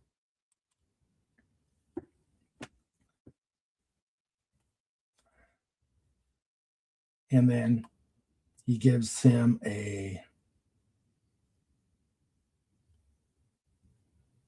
he gives Lockjaw a big thing of milk. Lockjaw is eaten. And then all of a sudden, a bolt of energy knocks the three of them down. And Reed says he converts the food into raw power by drinking too much too fast. He disappeared. And then meanwhile, an enemy appears. He's over there. He finds something. All these years of searching, planning, computed, I finally found him. Now nothing can stop me. At last, total victory is almost within the grasp of the thinker. And then a being, it comes out of a chamber. I am your master. Has your memory returned? Yes, I remember. I was put in a glass chamber by Professor Horton. And the thinker says, my specialty is creating androids. That's why I first searched for you. You were the first android. And then that we hear the story. We hear the story of the Human Torch. And he was caught in a cage. He was encased in a cage. And Horton said, although he's perfect, when he comes in contact with air, he turns into living flame. And Horton says he's the most dangerous menace the world has ever known. And he enters some oxygen in there, and it turns into a Human Torch.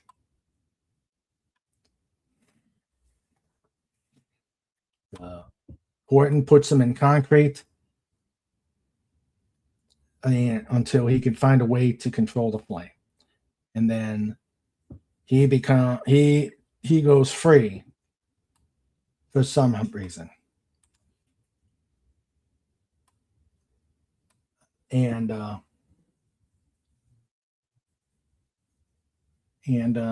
oxygen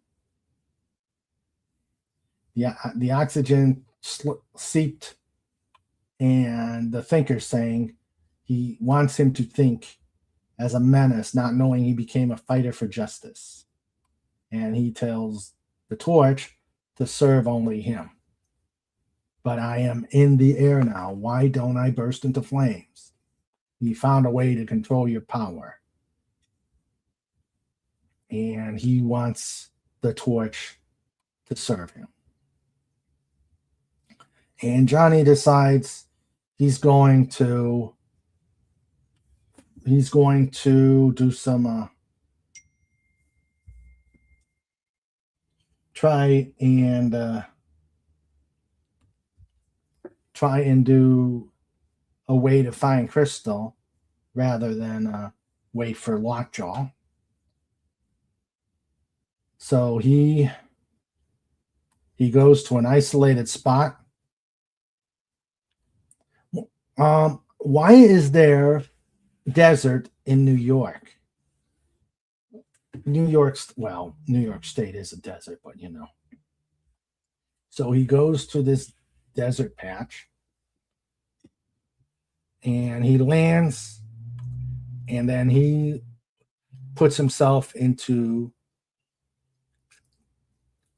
he increases his energy. Slowly, surely, he wants to get to near Nova Force. And then he has to find a way to focus it on a small area. Next thing you know, there's a tornado causing his flame to go out. And the torch says that was no tornado. He created a storm by heat inversion. Johnny says, it's another human torch. And says, who are you? You know my name.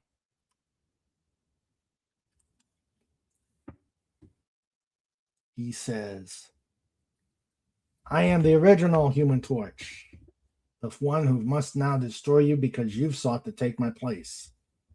And Johnny's saying he's older and bigger, but anything I can do, he can do.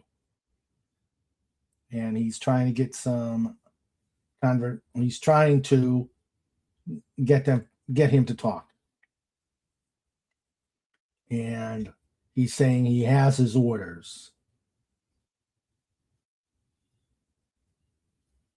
And he blasts a piece of cactus, and Johnny says, I don't know who you are or what you are or why you're doing this, but you picked the wrong boy. So he flames on and saying, you asked for it.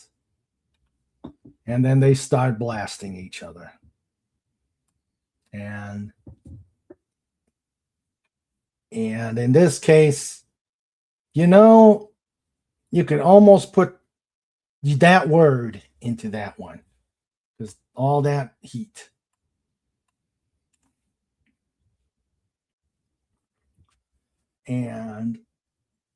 But the Human Torch, the original one, punches Johnny away from him. And Johnny's saying, I can't let him beat me, not for myself, but for the world. He's too destructive, too uncontrollable. And they're melting everything. And Johnny goes under the rocks or under the lava so he can figure out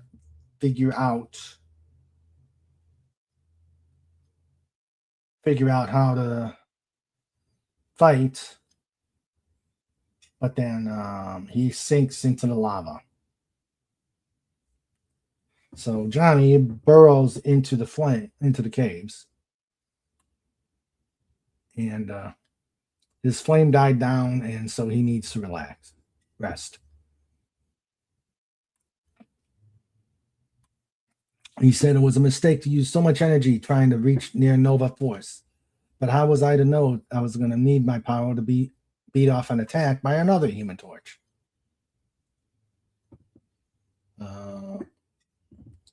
So he is confronted by the original one. Johnny thinks he's got a chance. And he says, I do not wish to harm you, but I must. I have no other choice. The thinker brought me back to life and will destroy me again if I fail him. And Johnny says, the other torch is not human. So he's trying to say, let's talk it over, but he is set by the command. And Johnny punches the android.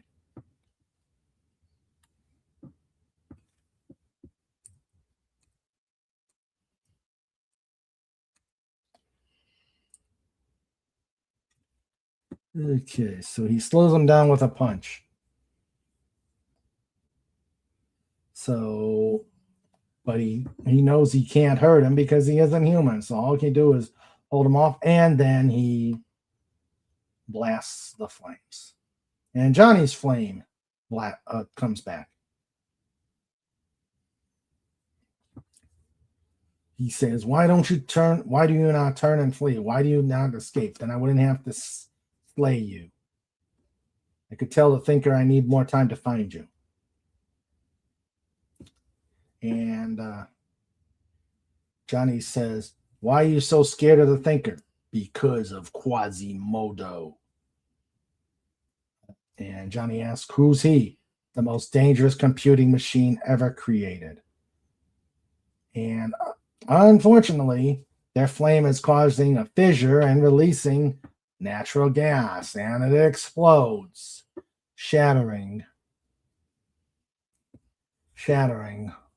the hillside. The thinker can't see what happened. And now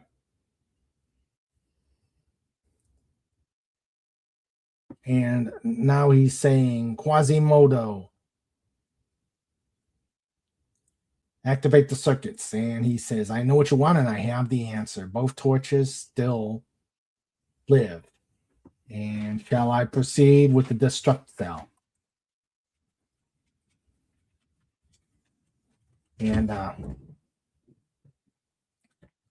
the thinker says, we must give the android time before we destroy him.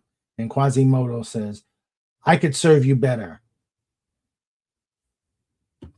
And the thinker said, I will not put you in human form. I've allowed your electrons to shape in the form of a face, but that's all. You're my greatest computer, but you're a machine, and you shall remain. My greatest mistake was giving you a name. I should have merely referred to you as a quasi-motivational destruct organ instead of shortening to Quasimodo. Stop thinking yourself as a person. I commanded. But he says, I can reason, I can compute, I can feel. Why must I be imprisoned in this metal shell? I want to move, to be free. And the thinker uses a discipline beam to blast Quasimodo.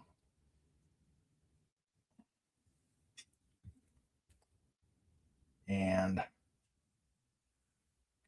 he's saying, if the torch fails me, throw the destruct switch.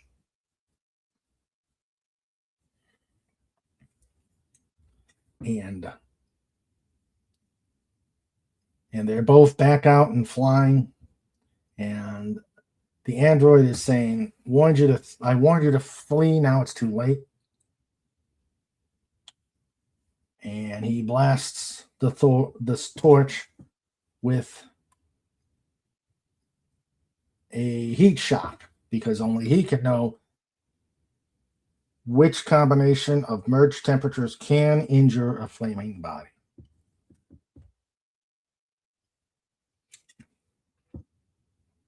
They're still fighting. And he punches Johnny. And while saying, that way I will not feel so much like a murderer. And Johnny says his first big mistake.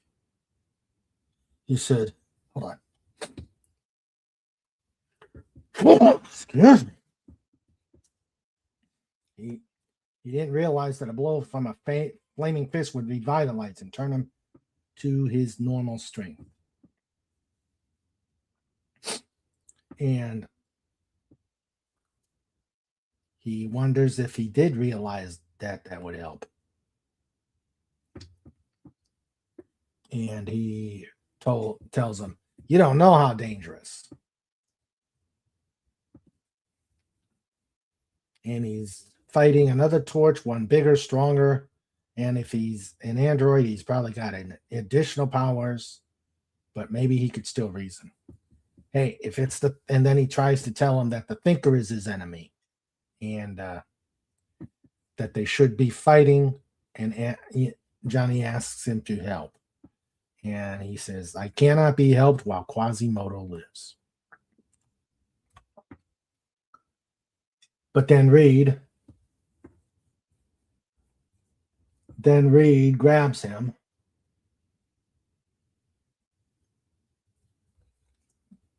Reed grabs him and brings him down. And Reed is saying that this anti-burn lotion really works.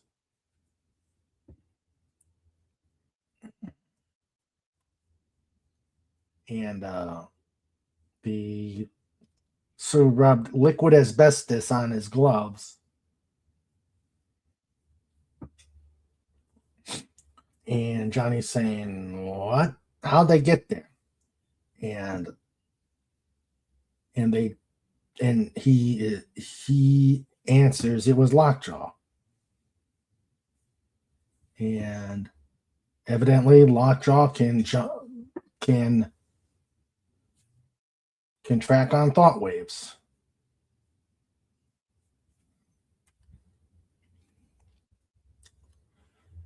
And Wyatt is trying to help, but Ben's saying, "No, who made him fireproof?" And the Torch is saying, "He'll destroy me by remote control." And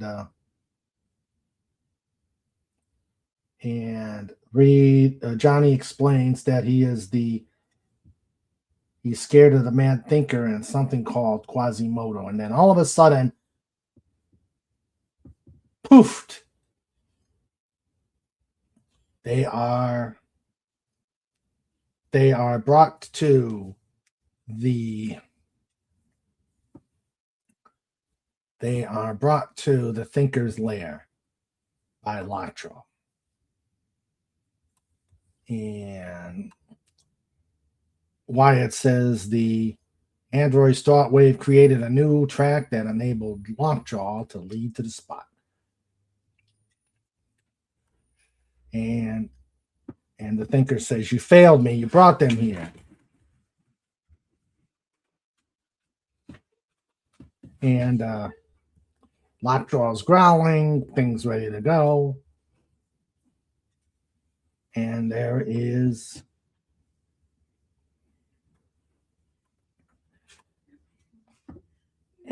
Johnny saying Johnny's saying the thinker, he's the one the other Torch feared, he and Quasimodo. And the thinker said, "You just made the greatest mistake of your lives. This one switch controls every deadly weapon I possess. With the touch of a finger, I could destroy you all. And you, Johnny Storm, will be the first victim." And the Torch decides the android says, "I thought I could tolerate anything to save my newfound life, but I can't. I'd rather return to the nothingness of an android's death than to stand by while murder is done." And then he activates Quasimodo. And they say, and he activates a detonator.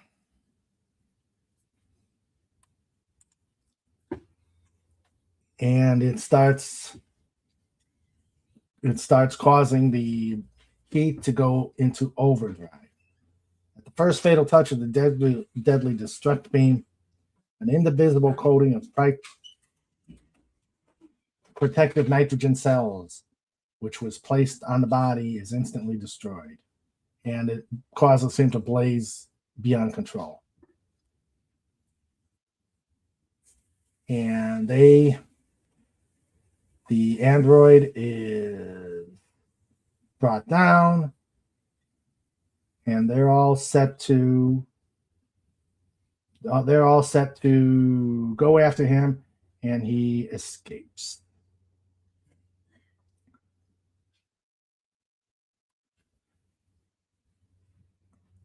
And he escapes in a submarine.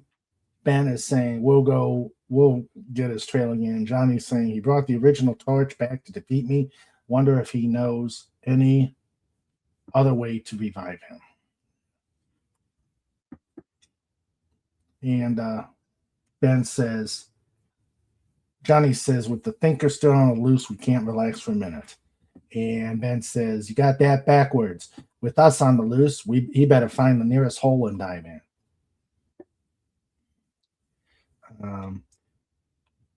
Reed puts the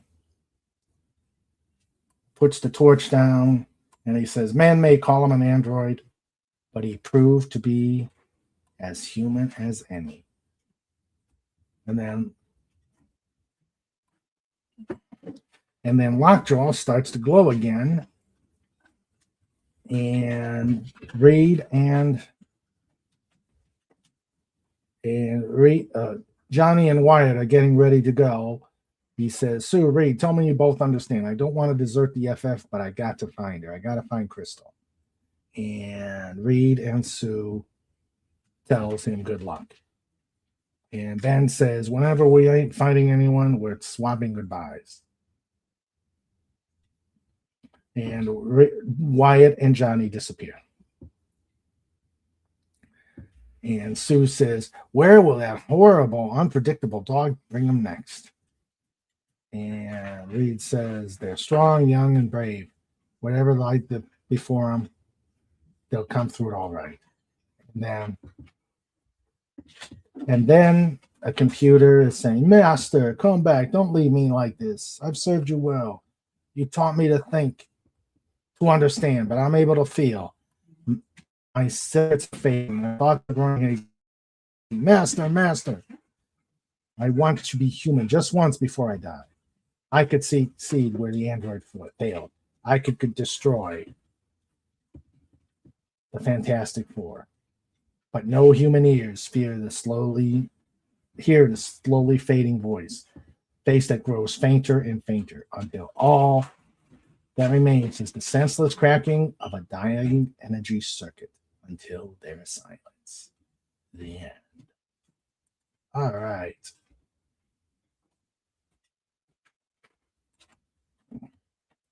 And that's the story of the Human Torch battling the Human Torch.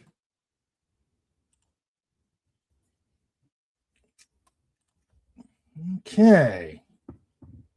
I think. All right. So that is all the Fantastic Four issues we're going to do tonight. Let's see what the poll says. Okay, people like issue 44 and issue 238. It was tied. All right. So I think on this note, we're going to go to show notes.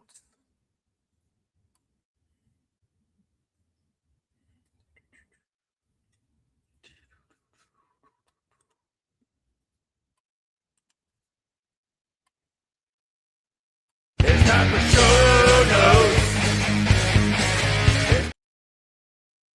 What the? It's time for show notes. It's time for show notes. Yeah, with Mr. Reagan and Sandra too.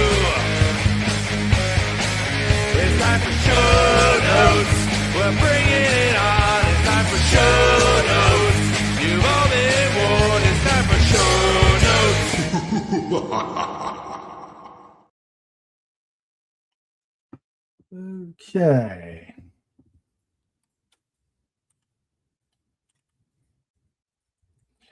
All right. Let's go to here. And hello, Sandra, who says, hello, FKHC, Crouching Taylor, Pacific 4, Legatus Legion 9, Lady Mist, and Snortapoopus. And Snortapoopus says, take care of a human, dolphin, doggo, Dalek, parrot, eagle, hedgehog, and Australian white ibis. TM, a wholly owned subsidiary of the dolphinwars.com. In color. Okay.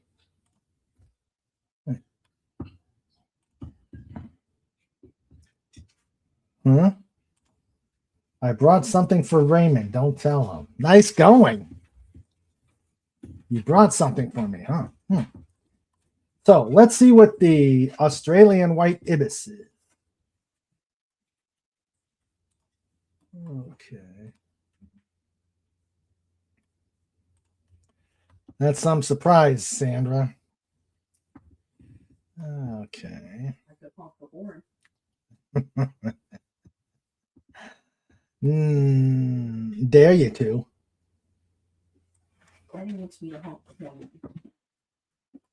Okay.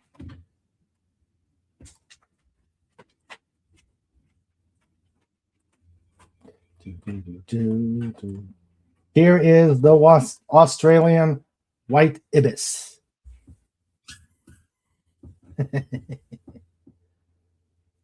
I don't think they could have heard you. I don't think they heard it. There is the ibis. That's a cute bird. Long beak. Long curly beak. Long curly beak. All right. All right. Oh, now you're going to antagonize Strike. And he's going to take it away from you.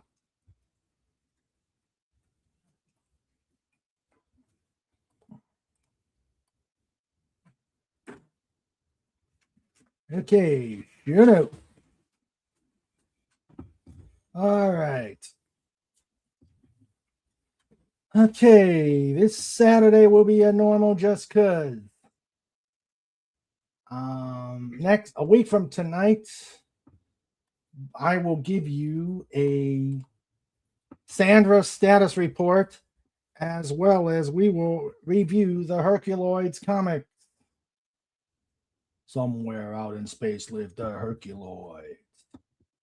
We'll review those the next couple issues. On the 15th will be Radio King Dolphin TV with the Ready for Pod Time players. And the last 2 Wednesdays of April, I will work on. And I think, I just want to check something out here.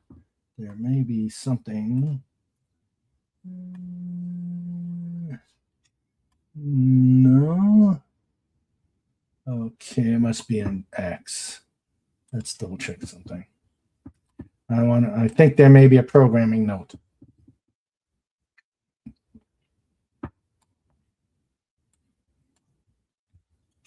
Let's see.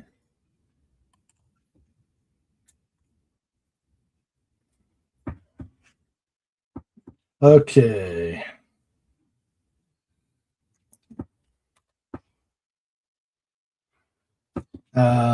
I think tomorrow will be the episode on Sam Wolf, Life of a Military Wife, with her interview with me. So check that out. As soon as I get more info, I will pass it on. Okay. So that is show notes. There will be probably a May away mission that I may be on, but I will keep you posted on that. So let me thank everybody who is here. And if the guests have not subscribed yet, please do. Crouching Taylor, Hidden Swift, thank you for being here, my friend. Lady Mist, thank you for being here, dear. And again, if you haven't subscribed, please do. Show your love for the channel. We had Pacific 414 who came over.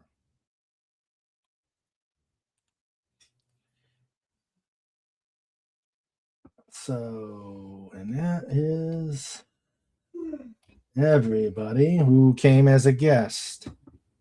And now my amazing lifeguard corps.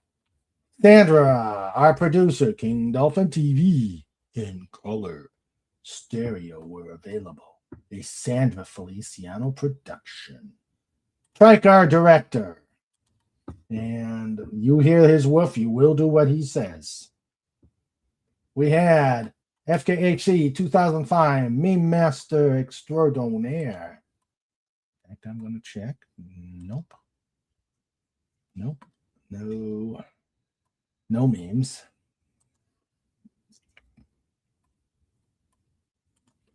We had the wonderful Legatus Legionai, who I'm sure will tell you.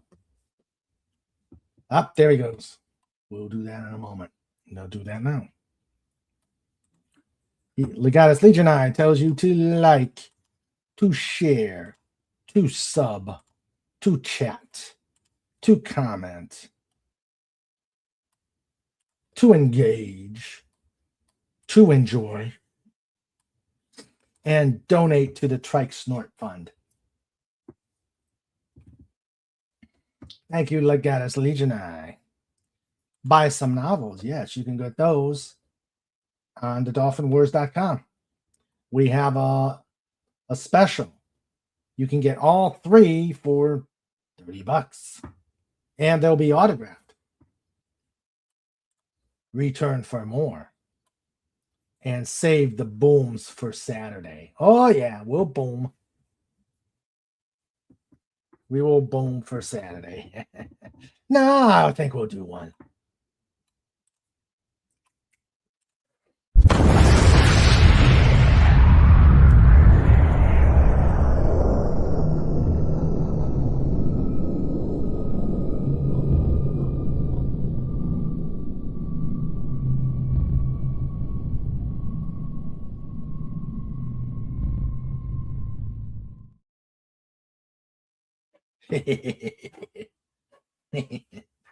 That's the way to do it.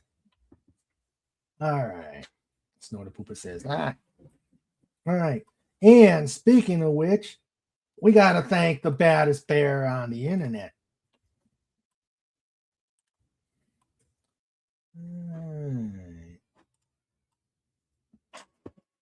The biggest, baddest, squeeziest bear on the internet.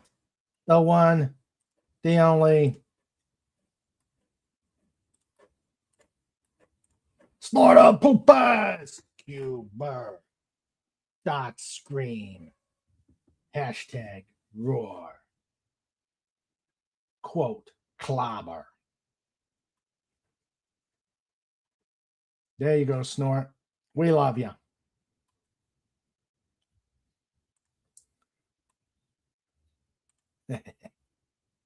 All right. Well, I'm going to let you guys go. Hope you enjoyed tonight's show. And we will see you on Saturday for the shenanigans that are just cuz. Please, let's see. Well, yeah, let's see. Okay. Please stay safe. Please have fun. We will see you on Saturday. I love you guys. Take care. And let's make some waves. the ghastly den. I said, ah.